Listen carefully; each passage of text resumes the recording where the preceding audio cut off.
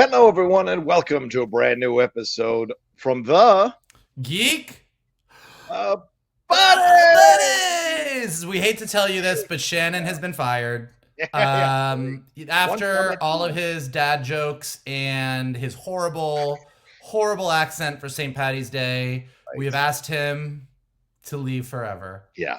And I was asked to leave, but because it's on my channel, I had to stay. We But can't unfortunately, we can't get rid of Rocha. We're gonna start auditioning new bud. No, he's just sick, but yes, a boy he can is. dream. A boy can dream. We can dream, can he not? Yes, he's sadly under the weather and won't be joining us today. And I do not have an alternate graphic of just me and Michael, so you'll have to deal with Shannon's pretty face still on the camera to some extent. But we are going to do. Maybe it's time to make a just you and me graphic. I'm just saying. What? I'm just saying. All right, well, oh, yeah, no. Feel better, Shannon. Feel better. But we're going to get into so many things here today. We're going to talk about some news with Thor 3, with Cristina Ricci, going back to the Addams Family universe, some Tron 3 stuff, and, of course, updates on the Bob Chapek, Don't Say Gay, Disney Walkout's Disney reaction to this bill. Truly an incredible thing to witness here from a company that is notoriously very firm with their employees about what they can and can't say and can and can't do. So a lot to explore here. Plus, in our main topic, we're going to get into our Oscars predictions. And Shannon has set his in ahead of time, so we'll read his as well as giving ours. And we'll have a special caveat to those Oscar predictions as well. For those of you who knew, thank you so much for joining us here on the Geek Buddies. For those of you who are coming back every week, thank you very much for staying on the train. The way the show works is each of us brings up a geek news item. In this case, Mike and I will take turns bringing up 4 geek news items. Then we're going to take a break and jump into our main event topic, and that is the Oscars. Mike, how are you feeling today on this Wednesday? Lots been going on in the world. Lots happening. How are you feeling? You seem more vibrant. You seem a little happier in a better place than usual. I am. It's been busy. Work has been very, very busy. Okay. I just turned in a big script the other day, and so nice. That is turned in. I'm waiting. I'm sure I'll have a lot of notes and a lot more work, but for the moment, it's turned in. I have another script that I need to work on today, but today is actually a little lighter than usual. I'm going to be running some errands because I'm going out of town tomorrow night. I'm heading to Orlando to actually go to Disney World. So nice. I'm going to wear my my gayest shirts in Florida. Okay. All right. But yeah, I'm going to head to Disney World for the weekend. So yeah, I'm in a good mood. Wait, are you both heading to Disney World? Am I off on this? Are you both heading to Orlando? Am I confused on this? Or is Shannon going someplace else? He is also going to Orlando with his wife for a family visit. I am not going to visit Shannon's family, although I do love Ma Klung very much. Yes. I will not be visiting her. I will be hanging out with my sister, Rachel. And we are going to be partying it up with 2 of our buddies, Paul and Jonathan, in Orlando. UCF's own Rachel Vogel. Shout out to her. That's right. Yeah, definitely. Well, I will be staying here because I can't afford to fly to Orlando and hang out with these boys. But we'll do our best today to have a little fun today. And speaking of fun, people who have been very fun in supporting us and very cool in supporting us, that is Carbon Health. They power and sponsor our show. We couldn't be more thankful for them to be on this ride for the last 5 months and possibly 4 more coming down the road here that is being negotiated now as we speak. But I want to give you some updates here on carbonhealth.com. You want to go there to get your health needs taken care of for sure. They've got 100 plus locations now across 14 states. That's right. They've increased the number of locations they have to over 100. They got 50 plus locations in California, across the Bay Area, Los Angeles, Sacramento, and North San Diego. They got COVID testing. They got testing for those of you who are going overseas. And we've been hearing about a possible new variant, Michael. So the COVID testing may start to become more important all over again. And they do checkups for you, and they can be used as a primary care service provider there at a local clinic for you. They listen to you, they follow up after your appointment, and they bring compassion to their everyday work. And we are very proud that they sponsor us because we like the way they handle things on their end of the deal as a healthcare provider, Mike. Maybe they can send Shannon some cough drops. Yeah, sure. So, some tussin. Get him some tussin. Get him some tussin. That's what you need. That's all you need. Just some tussin. Just pour some tussin on it. All right, Mike, let's get into this thing. What do you got first for us? Well, yeah, as we talked about last week, if you don't know, then you're not on social media. But Disney has really been struggling ever since it was revealed several weeks ago that the Disney company was supporting several politicians who were behind the legislation in Florida that has been dubbed the Don't Say Gay bill. Yes. So that has definitely really blown up. Been a big challenge for Bob Chapek as he's been stepping into Bob Iger's shoes over at the Walt Disney Company. And even after Bob Chapek finally got around to coming out and issuing a full apology, saying he did kind of flub the entire thing and that Disney was going to pause all of their political donations, at this point, it still really wasn't enough. Sort of the lion within the mouse company had been unleashed, and people are really stepping up and really upset about it and kind of demanding that Disney take a little bit of a stronger stance and that Disney really stop giving to people who support bills like that entirely. And yesterday, as of this recording, Tuesday, there was both a physical walkout at the Walt Disney Company, and probably even a little bit bigger was the social media walkout. Since so many of us are still working from home, a walkout isn't just walking out of a studio where you may not be working, but also not attending meetings, setting your messages on your email to away, and just kind of taking the day. And when you looked on social media, not only did several employees of the Walt Disney Company kind of voice their support for the walkout and voice the fact that they weren't working that day, but several divisions of Disney, including Disney Plus, Hulu, ESPN, Walt Disney Parks and Resorts, all posted things supporting the LGBTQ. Wow, you'd think I would be able to say it easy. The LGBTQ plus community and denouncing the legislation and kind of showing their support. And so I thought it was really interesting for two reasons, even though we already talked about it last week. One, as I was looking at social media, when people see parts of the Disney company kind of voicing their support, there was a little bit of cynicism and a lot of people saying, oh, it's a little too late. But I think what people are missing in this, and I think the part that's really impressive is these divisions, Disney as a company is not a monolith. I think we can all agree that Bob Chapek really flubbed things. I think Disney as a company deciding to give money to those politicians is a company choice at the highest levels. But any one of these divisions, Disney Feature Animation, Pixar, Disney TV Animation, Hulu, ESPN, Disney Parks, every single one of them is made up of individual employees. And those individual employees are the people that are pushing back, as John said, in a way that Disney employees haven't really done in the past. And so even all of these different divisions kind of posting what they posted. Marvel did, Kathleen Kennedy at the PGA Awards kind of spoke about the importance of queer inclusion. And so seeing each of these divisions kind of posting support, voicing support, it's really fascinating what's happening at Disney right now. Bob Chapek has had sort of a rough run of things from the get-go. I mean, starting with the Scarlett Johansson kind of flub with all of the back and forth on Black Widow going to streaming, which we covered, price hikes at the Disney parks, making you pay money to get certain rides, Fast Pass. Like, there's been a lot of things that have happened since Chapek took over, and this is now the one that feels like it's kind of breaking this camel's back a little bit.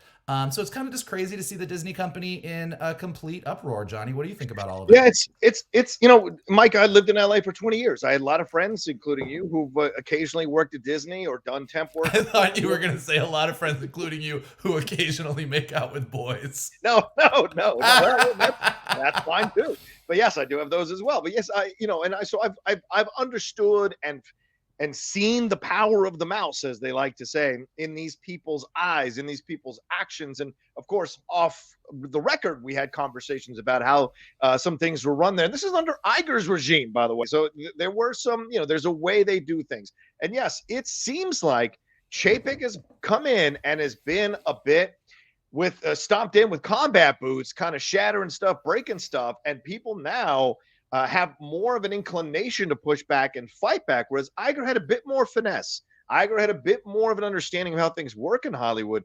Chapek feels like he's completely out of place in what he's doing. But the other side of this is he's made money for Disney. He was actually the right person at the right time for the pandemic to transition Disney into a streaming service, in to get Disney, in to get people, because he had done so much of direct-to-consumer experience. That really came into play to help Disney keep making even more money during the pandemic and transition out of under Iger. Unfortunately, some of these issues that he's experienced, as you mentioned here earlier, Michael, these are self-inflicted. The Scarlett Johansson thing could have been handled behind the scenes. Disney's really good when they want to handle shit behind the scenes. They don't want to get any negative press. They can get it done. But I think Chapek came in feeling a little bit like, we're Disney. No one's going to mess with us. But you got to understand the power of the people.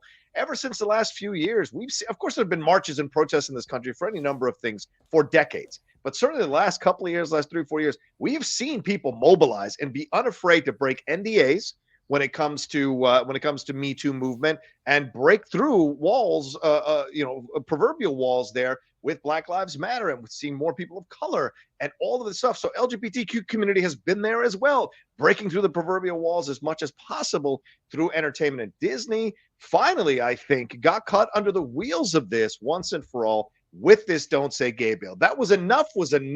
Now he's up. His contract is up in February, and I'm reading in Variety and all these other places that there's no plans to oust him. But I don't know if we're one step away or one mistake or another mess up away from them moving on from Chapek, because it's better. And apparently, as I was reading here on CNBC, there were issues between Iger and Chapek to the point where they weren't even talking by the time Iger transitioned out. So certainly he must have a very brusque personality that people do not feel they need to respect, or that they are upset about it, do not like. So they have no issue risking future employment or risking penalties to combat him. And so I'm encouraged by what the employees did. I'm encouraged by all these networks doing this stuff. But also there is still a little bit of cynicism. They're trying to save their money. They're trying to save face, trying to save their brand. Not ousting the guy, I think, is a big mistake, because don't give me this shit that he's just waking up to this truth this late in life. That's ridiculous. Yeah, I mean, I do think having a CEO come in and be ousted that quickly probably doesn't look great for the company either. So I don't know what's going to happen, but I think it is definitely clear, not just because of the Don't Say Gay thing, but because of many of the things that have happened at Disney, as we're talking about, from Scarlett Johansson to the Don't Say Gay, that things are not necessarily feeling like they were running as smoothly as they did when Iger was there. So it'll be interesting to see what happens. Yeah. We see, and we'll keep updates on it. And for those of you who may be like, well, what's this got to do with entertainment? It's got a lot to do with entertainment, because it's Disney, and we might be starting to see finally more and more of LGBTQ plus representation fully in the characters that are in the main part of Disney's money and Disney's projects, on the main area of Disney's projects. We might start to see this as a reaction to what happened. And Chapek's going to have to loosen the reins a little bit, and it'll be curious to see how that goes as this goes along. And you're right. I mean, charging that much for Galaxy Star Cruiser, my God, that's insane. Anyway, let's move on to this other story here, and this has to do with Tron 3. Yes, I'm a massive Tron fan. I enjoy Tron Legacy. I like the original Tron. I enjoy Tron Uprising, the animated series. I think you did as well, Michael, if I'm not over speaking here. And there were plans for a possible sequel for this a few years ago. It made about 400 million, a little bit over 450 million, I think Legacy did, but it wasn't enough to maybe encourage them, because it was a $150 million budget. Wasn't enough to encourage them to do a sequel in the end, so they didn't get it done. But Jared Leto is involved here. A couple of years ago, he got involved here to possibly make this happen. He was talking to Screen Rant, and he said that, I'm a super fan of Tron, and we are working hard on Tron with our incredible partners at Disney. Just an amazing group of creative people. We're getting closer and closer. And who knows, something may be coming sooner rather than later. And they did they did talk to Gareth Davis. Gareth Davis and Leto are working on this. And remember, Gareth Davis directed Lion, that great film with Dev Patel. If you haven't seen that, it's a fantastic film with him and Nicole Kidman. But yeah, so to me, I'm encouraged by him speaking about this. And of course, he's on the Morbius press tour right now. And he's got We Crashed out there, which is a fantastic new show on Apple TV about WeWork. So do you believe him? Do you think this is just platitudes? Or do you think we might be getting close to a Tron 3? And is the public ready for a Tron 3? Do they want a Tron 3, Michael? Well, okay, that's two different things. Sure. So my first thought is, I don't think he's lying. I am sure he is working on a Tron 3, but an actor, director working with a studio on a giant franchise is that could be they could be doing that for the next 8 years. Like, Good point. so, you know, I mean, like just with schedules, with development. Oh, well, we had an idea, but let's get a screenplay. Oh, that screenplay didn't work out, but we still like the underlying idea. But now Jared Leto's doing this movie, so we can't. Like, there's just so many things between, oh, yeah, we're working on something and something is actually physically in production that I'm kind of like, okay, we'll see. To the other part of it, I mean, Tron is a weird brand. It's a huge brand for Disney. The Tron light cycles are coming to Orlando from Shanghai Disney. It's apparently an awesome roller coaster, so I'm excited about that. I think Tron is one of those things that has always been better in its concept than its execution. I think the original Tron movie was, when it came out, looked really cool. Yeah. Kind of like, you know, really sort of push the boundaries of what you could do with special effects at that time. I don't think the movie and I think the ideas in the movie going into this video game, going into the grid, like, was really cool. I don't know that the movie itself was amazing, but it was enough that people really thought it was cool. And then Tron Legacy came out and people were very excited about it. And I think they did an amazing job of expanding that universe and expanding that world. And then they had Daft Punk come in and do the music, which is probably the most iconic thing about Tron Legacy. But the movie itself, when you get into the story, you're kind of like, yeah, the story's okay. The world they created was awesome. The story was fine. So I think the idea of a Tron 3 is, it's like this thing that you always want it, because the world that they've created, you know, Daft Punk is broken up, so I don't know that they will be doing the music, but I think that the idea of a Tron 3 sounds very tempting. But I don't know that, for all that there are people that Tron is kind of a beloved part of the Disney brand, I don't know that Tron has ever fully reached its potential. So are people ready for a Tron 3? I think people are always ready for it, because there's always just this hint of like, this is a cool, weird, funky world that has yet to actually deliver, I think. I think this is an interesting point you bring up, and I have to agree with it, to be honest with you. Legacy, I love Legacy for its look, and Michael's right. The story, the dude becoming Flynn and all that was hard. That was hard. But I liked Olivia Wilde in the movie. I enjoyed her character. I liked that they had this idea of confronting your younger self and your more aggressive younger self. What would that be like? Certainly there was some philosophical. I think it was a film ahead of its time. And as I've seen on some message boards here, this film now is coming into a cult appreciation for a lot of people, as the first Tron did. The first Tron was also kind of a cult film. There are shades of Blade Runner here. I would argue that both Blade Runner and Blade Runner 2049 were both superior films to Tron and Tron Legacy. But they don't necessarily grab the mainstream populace at the levels that, like, Star Wars or even The Matrix or these other franchises that are massive do. But within the fandom of them, they think these are incredible pieces of sci-fi and they should be more beloved. But the truth is, I don't know how big of a film it would be. And by the way, Tron Legacy made more than Blade Runner 2049. So though it's a better film, it didn't yield better box office results in the end. So this is a fascinating place. So clearly there's enough people that may want to see this, but I agree with Michael. You got to come out with a great film for it to finally reach its full potential and explode. But, you know, there's animated stuff, there's comic books, there's all this stuff. The light cycles are coming, you know, so it's clearly there's still enough of a fandom here, Mike. I'm going to tell you, here's how I feel about Tron Legacy. On more than one occasion in my life, I have put on Tron Legacy, muted it, played the Daft Punk soundtrack as loud as I could, and just chilled out in my apartment. And that's great. Like, it looks gorgeous. The Daft Punk music is amazing. I can be totally immersed in Tron as long as I'm not really paying attention to the story. Shout out to Michael Sheen, one of the best parts of that Tron Legacy. Michael Sheen is one of the best parts of that movie. Oh, he's great. He's so good. Oh man, So but like, so I think there's I do really honestly legitimately think that there is a great Tron movie out there in the universe somewhere, like with the world that they've created and even the events that happen in Tron and the events that happen in Tron Legacy. I think there is a brilliant, amazing, holy shit, I can't believe they did that movie. I don't know that we're gonna see it anytime soon, but who knows? Maybe. I mean, Disney Insider had a report here last December. They allegedly spotted the legacy location of Flynn's Arcade sporting some new branding. And they said the film was, quote, far ahead in development around that same time.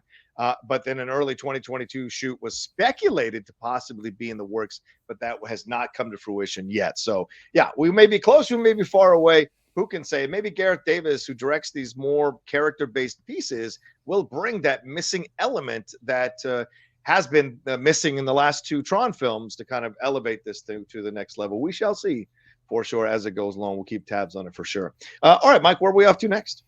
We are off to a creepy, kooky, mysterious, and spooky story regarding the Netflix series Wednesday, which is currently in production from Tim Burton. It is a story. It is a mystery kind of story about Wednesday Addams. Luis Guzman is playing Gomez. Catherine Zeta-Jones is playing Morticia. People are really, really stoked about this.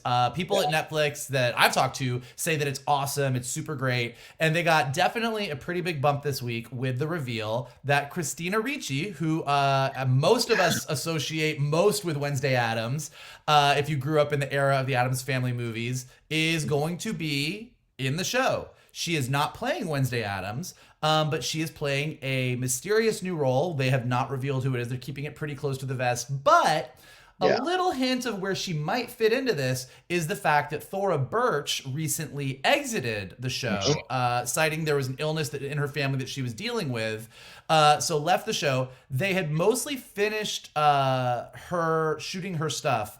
She had finished filming the bulk of her series regular role as Tamara Novak, Wednesday's dorm mother and the only normie on the staff at Nevermore Academy, where with a focus on all things botanical. And so this show takes place at Nevermore Academy. It's sort of a mystery type series. The role, they said when it came out that the role would not be recast, but that the producers were looking to add a new character to the show's first season. Unclear whether that character would take over for Tamara to help close out her planned storyline, or whether that new character will replace Tamara. Like, nobody knows, but it does seem that with Thora Birch exiting, and now this news that Cristina Ricci is coming in, that might be the area where she might fulfill a role. If Thora Birch was playing sort of a normie sort of den mother, maybe she leaves and Cristina Ricci comes in and plays a very different kind of den mother. She could also be something completely different and have nothing to do with Thora Birch. But I think those two stories kind of happening on top of each other maybe give us a hint for who she's going to play. Well, it's interesting because we haven't seen much from Thora Birch since Ghost World, and American Beauty. You know, she's popped up every once in a while and stuff, and much publicized her stuff with her family and what have you. So she's very tight with her family. That's been a very a clear thing for quite some time in the business. So stepping away because of a family illness is very understandable, considering her connection with her family. So who does Tim Burton call on but someone who he has worked with in the past year, bringing in Cristina Ricci? And I love this idea that she's a part coming back into this. I do get worried that fans will be like, well, why is she back if she's not Wednesday? I'm confused. What's the point? But hey, she's coming back to have some fun with it. Hopefully it's a great role for her. And as you said, people have been saying kind of under their breath or behind the scenes how much this one is turning out to be a damn good show. Yeah. Series. And, you know, it has shades of how they changed Sabrina the Teenage Witch around. So why not do that? They clearly have a blueprint there. Let's follow that and do something really great with this, because there's so much fun, but also darkness to explore within the Addams Family universe. Bringing in Cristina Ricci as a normie would be very interesting. What is her role? Is she going to be supportive of Wednesday, or is she going to be an enemy of Wednesday or an antagonist of Wednesday? It'll be curious to see, but you know, bringing her in adds a little more authenticity to it. And I can't wait to see this one, because I mean, Luis Guzman, that is some inspired, insane, out of the box casting, and I love that idea. Zeta-Jones bringing some class in, as Morticia's always class. So I love the fact that she's a part of it. And I want to see what Jenna Ortega does with this role. And maybe it's nice for Jenna to have someone like Cristina Ricci on set who has played the role. Maybe they're having fun conversations. And obviously there's some reshoots happening to some level. So maybe there's even more, I don't know, an extra level or an extra layer being added to what she's doing Wednesday after conversations with Cristina Ricci. I don't know. Yeah. And I mean, just if you've seen, if you watch Yellow Jackets, like Cristina Ricci, the Ricci's-ance is happening. Like Cristina Ricci just killed that role. One of the best parts of Yellow Jackets, I think. So she definitely still got it. So whatever she's going to bring to it, I'm sure it's going to be amazing. So I was already excited for this, but now I'm even more excited for sure. Absolutely. Well, speaking of excitement, a lot of people are excited for Thor Love and Thunder. That's our next topic. Let's talk about it here, Mike. You know, people have been clamoring, where's the trailer? Because the film is only 4 months away. Do you remember when we would just like go on with our lives? And then if the trailer showed up, we were happy the trailer showed up. Now there's just like pitchforks and lighted sticks and everybody wanting to get those trailers as soon as possible. Be patient. It's coming. But a new news item came out yesterday saying the reason there's been a delay, or a possible reason there's been a delay with the Thor Love and Thunder trailer, is because Christian Bale has been called back reportedly for reshoots for the Marvel sequel. Now, we're not that show that says reshoots are a bad thing. I mean, third or fourth round of reshoots may be a bad thing. But like this is just, they're calling them, reshoots are a standard thing. But clearly, and this is coming from my brother, Jeff Snyder, who I co-host a show with on this channel over at The Ankler. You're saying Thor Love and Thunder is undergoing reshoots as of now, with Christian Bale currently working with Marvel Studios on bringing more gore to the fore. So clearly, it seems like they want to beef up this character. Maybe they felt the character was missing from a long stretches of the movie, or maybe they've thought of new ideas of what they want to do with the character, so they're shooting more with this. What do you take from this report, Mike? And are you one of these people frustrated that we haven't gotten a trailer yet? I'm not frustrated we haven't gotten a trailer. I think Marvel is in a tough spot. I think they'll get out of this tough spot in about a year. But the same thing happened with No Way Home. The reason that we're not getting, I think, I could be wrong with this, but I think the reason that we're not getting these trailers as early as we normally would on the regular course of a movie's promotion is that Marvel is so stacked right now because so many movies got pushed back during the pandemic. It's like they don't want us freaking out just yet about Thor Love and Thunder. They're perfectly happy with how much we're all freaking out about Multiverse of Madness. Right. And it was the same like with Eternals was kind of the focus, and they didn't want No Way Home to necessarily steal Eternals thunder. So Eternals came out, boom, No Way Home stuff. No Way Home came out, boom, Multiverse of Madness. So I have a feeling, I don't think they'll necessarily wait all the way until May 7th, 8th, whatever. I think we'll probably get a Thor Love and Thunder a little bit before, but I think that they are kind of trying to wait and just keep our focus as much on Multiverse of Madness as possible. Yeah. Well, what do you think? Yeah, go ahead. Keep going. Sorry. Go ahead. No, what were you going to ask? I was just going to ask a question. Why do you think they want to beef up the role? What would be your speculation on why they want to beef up the role? Do you think that they want Gorr to be an even bigger part of the MCU? Have they realized, hey, we may need to attach him to other things, we may need to make some allusions, or do you think it's simply they felt like he wasn't a strong enough presence in the film? I think Kevin Feige, I mean, to your point about reshoots not being bad, Kevin Feige, when he was talking about it, said, reshoots was a bad word on this movie, and this movie's in reshoots, there must be a problem. And then Feige explains that that's not always a cause for concern. Yeah. He said, reshoots are key to our films, starting with Iron Man. We always say we're smart filmmakers at Marvel, but we're not geniuses, and the best way to give notes on a movie is to watch the movie. So we make the movie and go, yeah, that's not right. This doesn't work. And we have a system now that can be quite precise and efficient. Sometimes reshoots last 1 day, sometimes 15 days, sometimes more. And we continue to go in and make the movie the best that it can be. So I do think that, look, that's the positive spin. Sometimes you're like, we fucked up. We got to fix this movie. But I think with Gorr, it could be one of two things. Like, I think one, it could be they realize that there's some stuff in the movie that doesn't make sense and they need to reshoot some stuff with Gorr for his motivation, for his arc. This isn't as clear as it could be. Let's go back and do some stuff so that people really understand why he wants to kill God. So there might be some clarity stuff or some stuff that's not working. The other thing that could happen, and this is also a possibility, is that they watch the movie and they were like, fuck, Bale is great. Yeah. Gorr is awesome. Yeah. Let's go beef these scenes up because he is killing it right now. He's going to be a standout for us. He's going to be a big villain for us. Let's go make it bigger. So sometimes reshoots aren't, we have to fix a problem. Some reshoots are like, this is so good, we want to double down on this. So it could be that too.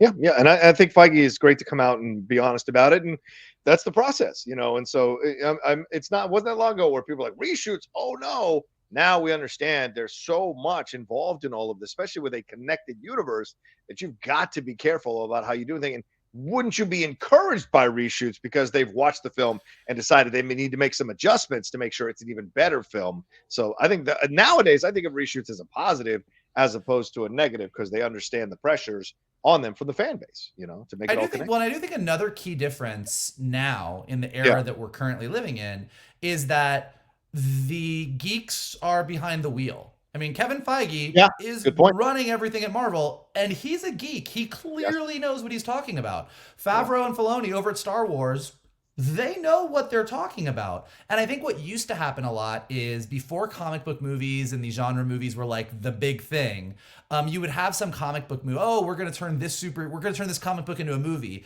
And you would have a director come on and they would try and do their thing. But then you would have these studio executives who weren't always maybe the most well-versed in comic book lore come in and go, well, this doesn't make sense. This isn't relatable. Yeah. This is going to be weird. Audiences won't understand this. So then you had things where they were going back in and reshooting things. And there is a type of notes, and I say this as a former executive, there is a type of note that executives sometimes give that are middle America won't understand this. Yeah. That is almost always a horrible note.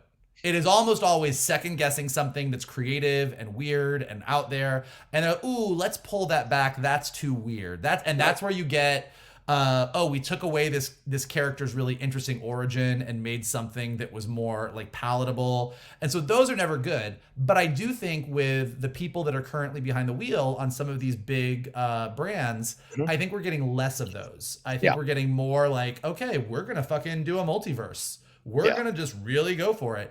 And we're seeing that audiences will go along with that. So I do think that Feige is being pretty honest that I think when they're doing reshoots, they are trying to make the movie the best that it can be. They're not trying to water it down or make it safer or anything like that. Yeah. So that's a good thing, and I'm down for it. So I'm looking forward to see what we end up with, and when that trailer finally drops. And Michael makes an excellent point. Don't forget, Ms. Marvel is on the precipice as well, and Moon Knight, which is Moon Knight is a week away. I didn't realize. I was looking on YouTube this morning, the trailer. I'm like, oh yeah, Moon Knight's coming soon, and they were like, in a week, and I'm like, oh shit. So get ready. The Geek Buddies review machine is about to ramp up. God knows how that's going to go. We got to figure out who we're going to bring on too. Yeah, exactly. We got a lot of things going on. All right. Well, let's take a quick break there. That's our Geek News items here to start the first part of the show. We're going to take a quick break and we'll jump into our main topic, giving our Oscars predictions, which is happening this Sunday. And we got a little caveat attached to it. We'll be right back after this. Dun, dun, dun, dun. Bum, bum, bum, bum. Bum, bum, bum, bum. Sorry, Shannon wasn't here. Somebody had to do it. I thought he'd be going like Oscars, but I like. That would have been good too. I just kind of went right for like that. What's that movie montage music that gets everyone makes fun of me every year for the Oscars because anytime they show a movie montage, I get teary eyed, and so I just figured like, what's my movie montage music? Why wouldn't you? We've reached across a crowded room before. All right. Anyway, let's get into this thing. The Oscars are happening this Sunday night. I will probably doing a live watch along either on Twitch or YouTube. I will be doing one. I just don't know if I'm doing it on Twitch or YouTube on Sunday night. Gonna have some fun since I'm down here in San Diego. There's no Oscar parties with my friends this year, so I will be doing it live and having. I will be missing the Oscars. When the Oscars are airing, I will be most likely drinking my way around the countries at Epcot. So I for the first time like in that I can remember, I'll be missing the Oscars. I'll have to catch it later. I'm definitely gonna record it and watch it, and I'll obviously be all over Twitter. But yeah, I'll probably also be drunk in Norway. So we'll see what happens. Drunk in Norway. I like that. One quick thing though, with the Oscars, because all the changes they've been making, all the things that have been happening. This coming from Brian Steinberg here at Bryce Stye. He's a senior TV editor of Variety. He said, despite recent ratings declines, he's reporting on Variety that Disney has sold out all its commercial inventory around the Oscars, with ABC seeking 1.7 million to 2.2 million, Mike, for a 30-second spot. And for all the idea of ratings, they sold all the ad space. So for all the crying about ratings and the changes or whatever, they sold all the ad space. So it seems weird what the it's not real. I mean, look, the ratings go down every year for these things, but the ratings on everything go down. Like, we don't live in the era of back in the day when we had 4 or 5 major networks and everything was on. And so I think that and even with the stuff that people watch, so many people watch, record things, watch them later, DVR things. Live television events still carry a cachet for advertisers because it's one of the few times.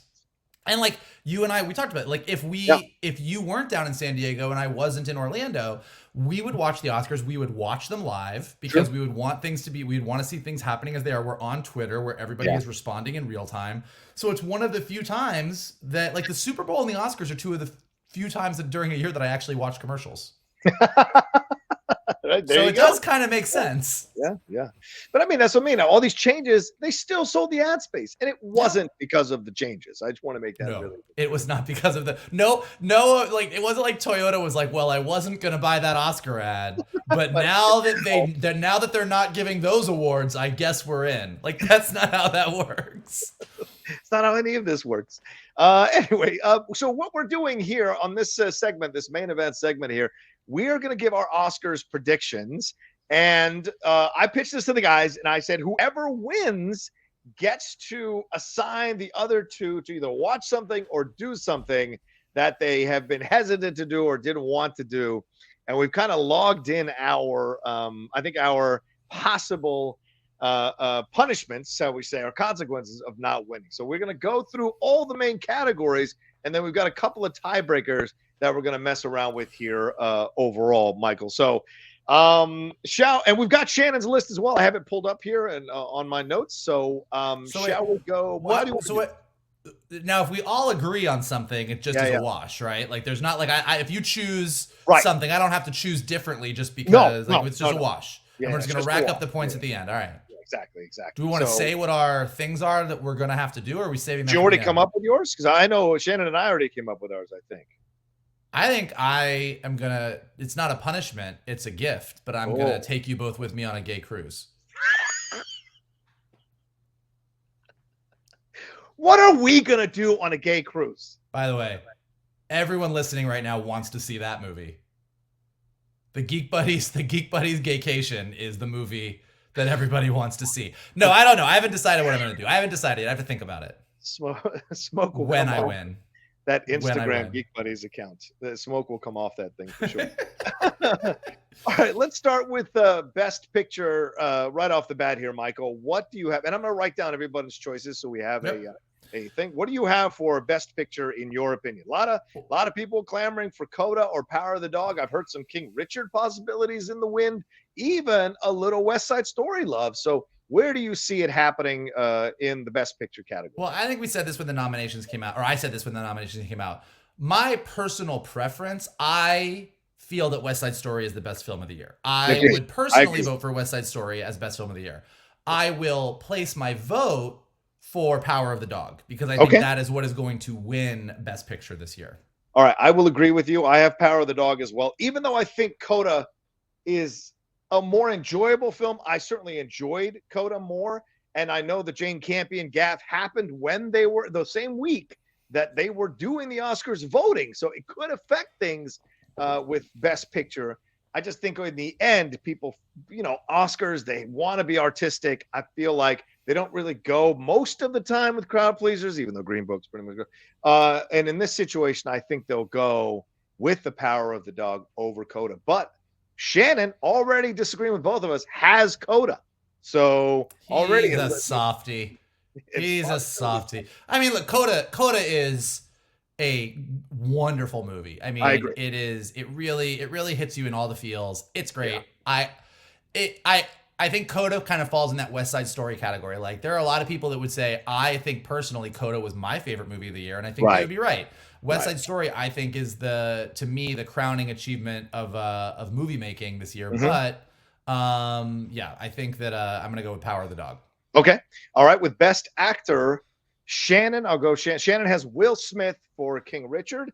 There have been a lot of people pushing for Benedict Cumberbatch for Power of the Dog. Do you think this is Will Smith's year, or do you think Cumberbatch comes in and takes it because of the possible Best Picture win for Power of the Dog? I mean, Will Smith's got it. Then Will Smith won SAG Award. Will Smith won Golden Globe. Mm-hmm. Will Smith's got this. This is Will Smith's year, and he deserves it. King Richard is great. Like he really does deserve it. I mean, I think Will Smith, as one of the big movie stars of Hollywood, has done a lot of things that deserve it. But I think this really does, and I think it's his. He's going to get it. Very underappreciated dramatic actor. I like Will when he goes drama. I loved Concussion. A lot of people don't give it too much love. It is a fantastic performance from Will. And yeah, I know it was like, damn me the truth, but there's more within that film when you watch it. There's a lot of soul, for lack of a better term, in what Will is doing. All right, best actress. What do you got? It's a tough one. I wasn't really sure. Again, kind of going by who I think is going to win, not like my personal favorite. And I was looking. I believe that Nicole Kidman won the Globe. I always go and look at the awards. You kind of like look and see what like the. And I think. Yeah, I think Kidman won the Globe, but Jessica Chastain won the SAG Award. Yeah. But I kind of think Nicole Kidman as Lucille Ball is going to go. I think that's the safe bet. Okay. I'm going to go Lucille Ball. And look, the Hollywood Critics Association gave it to Kristen Stewart, and Kristen Stewart wasn't getting nominated anywhere until we put her on and then she got the Oscar nomination. I just don't know that the Academy is 100% ready to give her the award for that version of Diana. So I just don't. But I will. I think Jessica Chastain is going to take this one for Eyes of Tammy Faye. That's what I think. So I'm with Shannon. So I'll put you down for Nicole Kidman. And okay, so let's go to Best Supporting Actor. Also a Power of the Dog versus Coda battle here. A lot of people saying Cody Smith-McPhee. Other people wanting Troy Kotsur to win this. Those seem to be the two kind of top contenders here. A lot of people thinking Jesse Plemons might undercut as a Power of the Dog nominee, might undercut the support for Cody Smith-McPhee. I'm going to go Troy Kotsur with Coda. I just have a feel he's the heart of the film. He's been on a run now for the last few awards events. And I just think in the end, as great as Cody Smith-McPhee is, I think they see this guy who's older, who's a deaf actor, who maybe will never get another shot at this thing. I think sympathy and talent, don't get me wrong, the performance deserves it. I think the combo of both is a tough thing for Cody Smith-McPhee, who's a very young actor, to overcome. And in the end, I think it'll go to Troy Kotsur. Who do you have? I do. The supporting actor and the supporting actress categories have always been the categories that have been a little bit of a, oh shit, didn't see that coming. Yeah, wild cards. Yes. It's always the wild, like, Marissa Tomei and My Cousin Vinny. Like, it's always that. And so I'm going to go Troy Kotsur as well. Like, I think that he was so just beautiful. And I think it's the only way, like, his face was so expressive. The emotion was so raw. Yeah. Like, he really, I think you're right. I think he was the heart of the movie. And I think this is, if Coda deserves to get in there on any level, I do think it's a lovely movie. I think that a lot of the performances are great, but I think he's the thing about that movie that really, really deserves to be recognized. Yeah. And I think we both loved Amelia Jones as the lead as well. Fantastic. But it's trying to get her father to connect to what she's doing, because her father is the one who started that business and all of that's going on here. And certainly Marlee Matlin, fantastic in the film as well, as you mentioned. All right, best supporting actress here. We're all saying the same thing. We all know who it is. Sorry. This is if she doesn't win it, we riots in the streets. Yeah. And I hope they have Rachel Zegler give out the award. That's the clue. I think now that she's going to be presenting, instead of being left out of even the presentation of it all, I think it's great. Now, here comes the place where we might differ a little bit. Best director. A lot of people feeling the Jane Campion situation, but the gaffe, as I said, happened the week that her Venus Williams and Serena Williams gaffe happened the week that people were going in to vote for the Oscars. So, do you think? Where she probably would, if the Sam Elliott thing had hung in the air, I think she was a shoo-in. But now with the Venus Serena Williams situation, and I'm dealing with the reality. I'm not saying it should or shouldn't happen. Yep. This is the reality. Burt Reynolds talked shit about the Oscars. He didn't win that Best Supporting Actor Oscar when he should have. So that's a dangerous thing. What do you think here? I think that probably she got in front of that fast enough. I just feel like I think the gaffe was ridiculous. Like, we could talk for hours about the 72 hours of Jane Campion was our favorite. Jane Campion was the worst. Jane Campion is back to okay again. But like, I think that the whole thing kind of got weathered, and I don't know that it's going to have as much of an effect as people think. And I think I'm gonna vote Jane Campion. Okay. I think Shannon agrees with you. Yes, he does. So both of you have Campion. I'm going to go with Spielberg.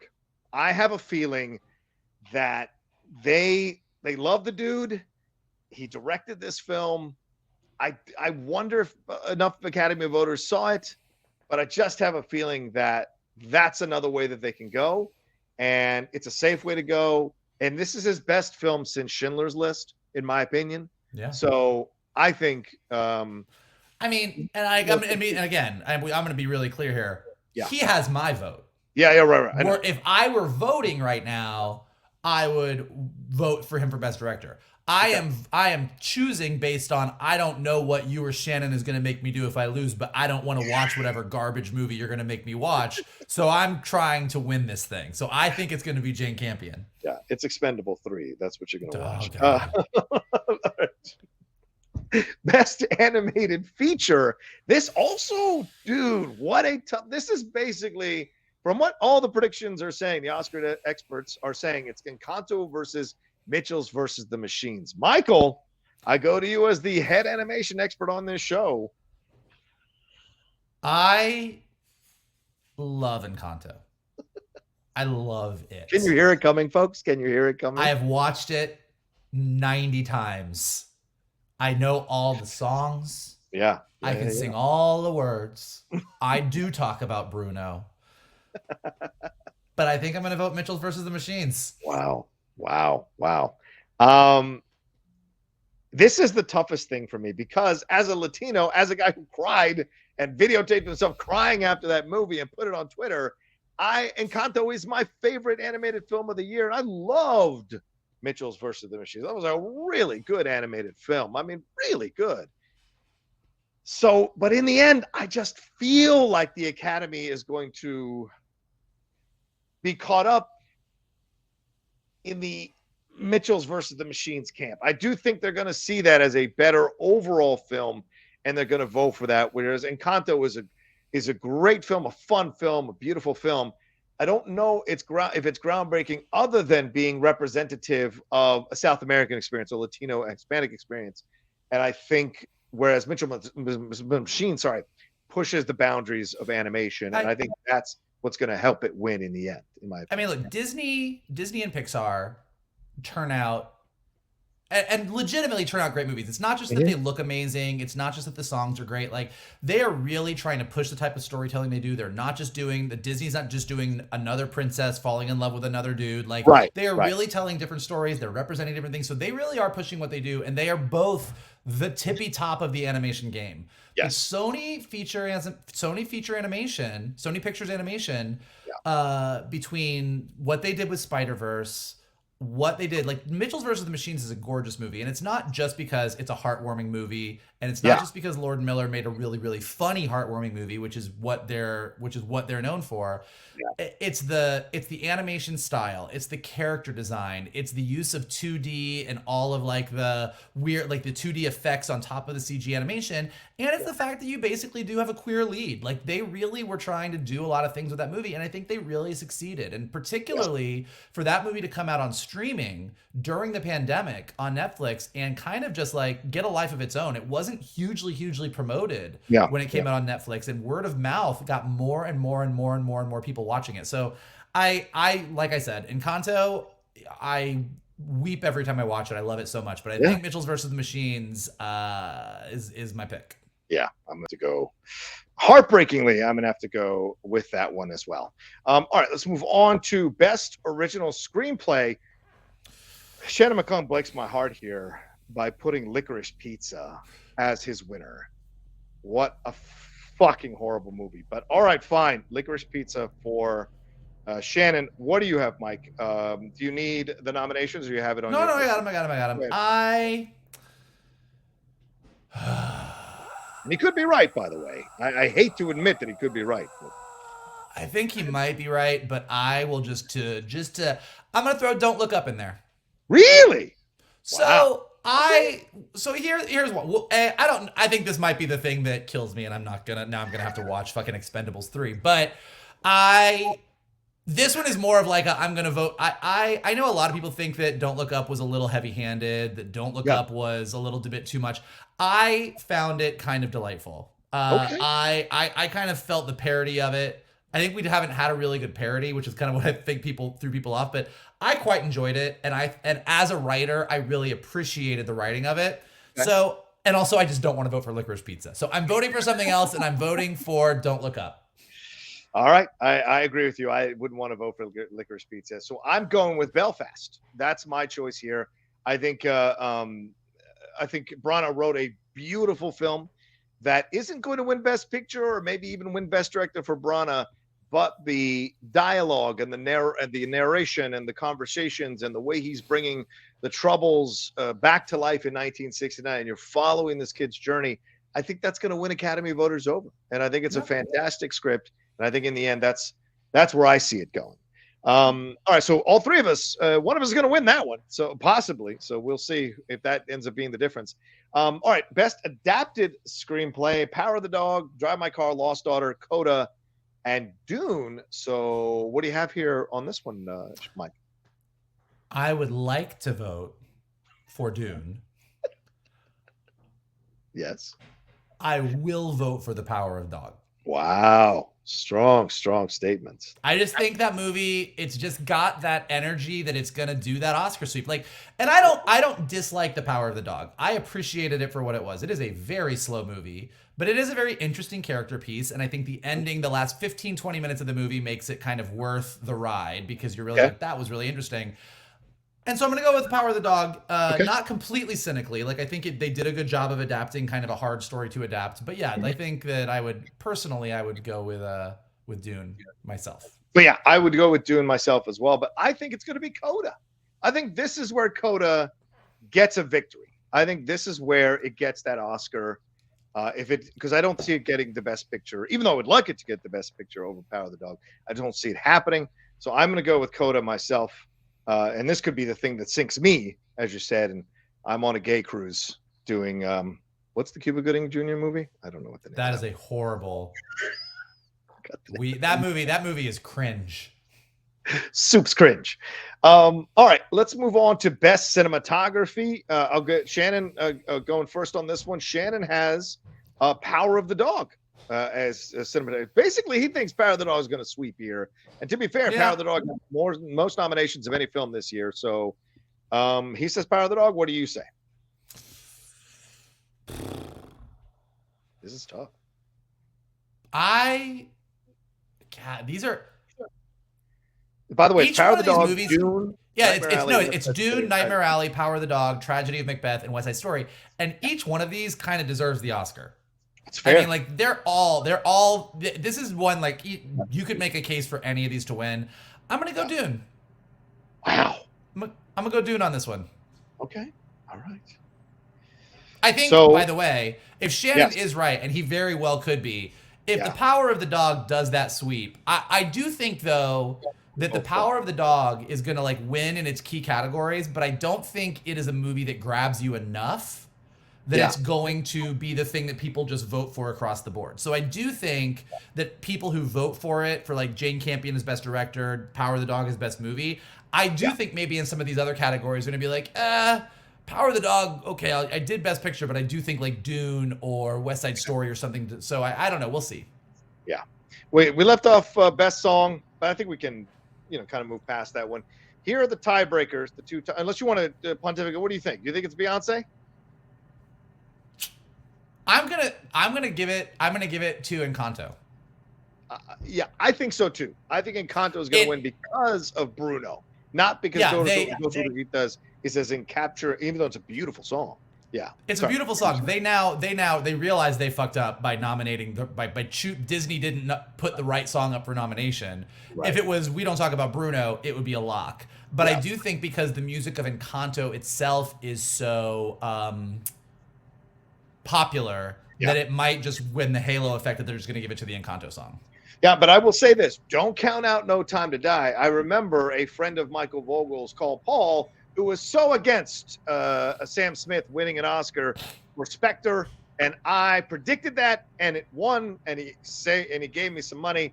after the bet that we had. So don't count out because it is won. Skyfall and Spectre have both won best original song here, and it's the only time James Bond films have ever won. So could this be 3 for this Daniel Craig run? And it's a damn good song by Billie Eilish, by the way, who also wrote the songs in Turning Red, ladies and gentlemen. Yeah. I didn't know that. So, all right. So let's go to the tiebreaker here. The tiebreakers for both of there are 2 categories here. Best animated shorts is the tiebreaker here, and let me read those for people who may not know what these are, so we can predict these. Best animated: Robin, Box Ballet, Affairs of the Art, The Windshield Wiper, and Bestia. What do you got, Mikey? Can you hear me? Hello? No, I can hear you. I'm thinking. Oh, okay. Go ahead. I didn't see all the short animated films, so I'm not sure. I'm going to go Bestia. You're going to go Bestia. All right. Yeah. All right. Best animated short, Bestia. Shannon has Robin. So let's see. Bestia for Vogel. Robin for Shannon. And you know what? For shits and giggles, I'm going to pick something else. I'm going to say Affairs of the Art from the New Yorker. I just have a weird feeling about it. Affairs of the Art. I'm going to go with that one. Again, this could be the thing that shatters our situation here. And the best live action short, Michael, let me read these as well for people who might not know what these are. The best live action short here. It is The Long Goodbye, The Dress, Please Hold, Alu Kachu, Take and Run, and On My Mind. Now, Shannon has The Long Goodbye. So what do you say? You know, then I'm going to take The Dress. I'm going to take The Dress. Okay. All right. The Dress for Michael Vogel. And just to be different, which is the one with oh God, I can't see. Okay. Yeah, I'm gonna say the Long Goodbye as well, because Riz Ahmed, I feel like people know him. So I'm gonna go in that camp with Shannon and live or die with Shannon. So either Michael Vogel wins off this category, I feel like, if it gets this thing, or Shannon and I take it. And Michael's gonna watch it. It's gonna be rough, guys. So, I have a feeling I'm losing this thing. Well, look, I mean, you know, it's tough. This thing is tough. All right, so Shannon, Robin. All right, there we go. All right, that's our Oscar predictions.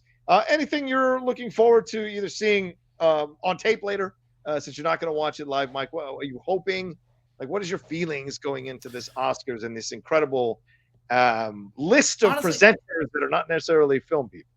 I'm just really, even though I'm not going to be able to watch it live, I am hoping that we get an Oscar show that is a little bit more like classic Oscar shows. Like last year, it was rough. It was COVID, but like, you know, doing something where it was just awards, where you didn't see clips of the performances. You didn't see montages of all your favorite movie scenes. Like, I like a show that celebrates movies because I love movies. Yeah.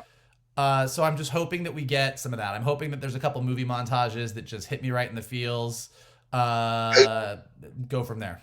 Yeah, agreed. I agree. I'm with Michael. As much crap as I may be giving some of the changes or whatever, I'm still hoping it's a damn good show and that people get a chance to shine and get showcased for their work. Because, you know, for some people, this is their only time to get recognized by an august body like this at the Oscars. And it could lead to a lifetime of work if they get recognized with an award. How many careers are made off the Oscars? There are so many. So for the smaller categories, quote unquote, smaller categories, I'm hoping those people that win or at least get recognized go on to have lucrative careers and successful careers in the business. And sometimes it can happen that way. And I'm looking forward to some great speeches, some great montages, as you said, Michael, and some fun musical performances as well. So just generally having a lot of fun.